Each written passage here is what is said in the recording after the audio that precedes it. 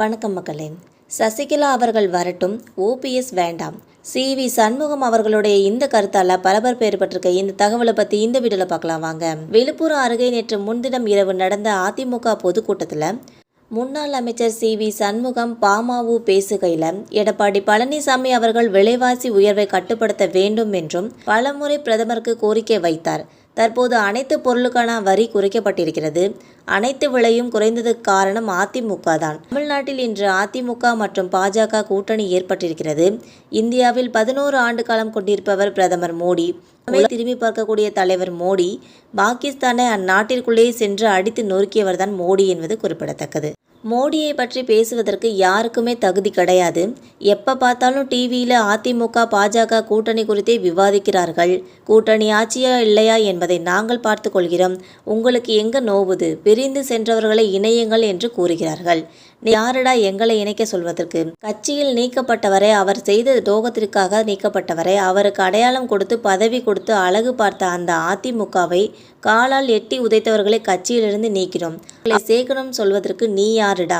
இவ்வாறு பேசியிருக்காங்க என்பது குறிப்பிடத்தக்கது. முன்னாள் செங்கோட்டையன் அவர்கள் பிரிந்து சென்றவர்களை இணைக்க வேண்டும் என்ற கருத்தை மூத்த நிர்வாகிகள் எஸ்.பி. வேலுமணி, தங்கமணி, சண்முகம், நந்தம் விஸ்வநாதன், அன்பழகன் ஆகியோருடன் நானும் சென்று எடப்பாடி பழனிசாமியை சந்தித்து சொன்னோம். ஆனால் அவர் ஏற்கவில்லை என்று தெரிவிச்சிருக்காங்க. செங்கோட்டையனின் இந்த கருத்தை இதுவரை சி.வி. சண்முகம் மறுக்கவில்லை. இப்போது அவர் இப்படி பேசி இருக்கிறார் ஏன்? இப்போதும் அவர் பேச்சில் ஓபிஎஸ் எதிர்ப்பு மட்டும்தான் இருக்கிறது. சசிகலா பற்றியோ டிடிவி தினகரன் பற்றியோ பேசவில்லை. இதன் ஓபிஎஸ் தவிர அனைவரும் ஒருங்கிணையலாம் என்ற எடப்பாடி பழனிசாமியின் கருத்தை தான் சண்முகம் அவர்கள் பிரதிபலிக்கிறார் என்று சொல்கிறார்கள். மேலும் சி.வி. சண்முகம் அவர்கள் அதிரடியாக பேசியுள்ளதாக குறிப்பிடப்படுகிறது. அதாவது, எங்கள் பிரச்சனையை நாங்கள் பார்த்து கொள்கிறோம் என்று அதிரடியாக பேசியிருக்காங்க. அது பன்னீர்செல்வம் உள்ளிட்டோர் அதிமுகவிற்கு துரோகம் செய்தவர்கள் என்று கூறி அவர்களை மீண்டும் கட்சியில் சேர்ப்பதற்கு வாய்ப்புகள் இல்லை என பேசியிருக்கிறார்.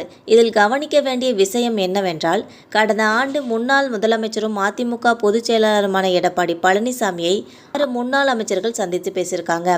இதனை எடப்பாடி பழனிசாமி மறுத்தாலும் சமீபத்தில் செங்கோட்டையனை உறுதி செஞ்சிருக்காங்க என்பது குறிப்பிடத்தக்கது.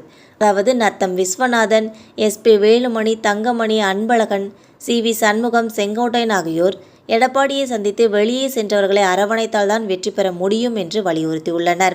அதிமுக தொடர் தோல்விகளை சந்தித்து வருகிறது. இதனால் தொண்டர்கள் சோர்வடைந்து காணப்படுகின்றனர். ஆகையால் அதிமுகவை ஒன்றிணைக்க முயற்சி எடுக்க வேண்டும் என்றனர். ஆனால் எடப்பாடி பழனிசாமி தன்னோட நிலைப்பாட்டில் மிகவும் உறுதியாக இருப்பதாக கூறினார்.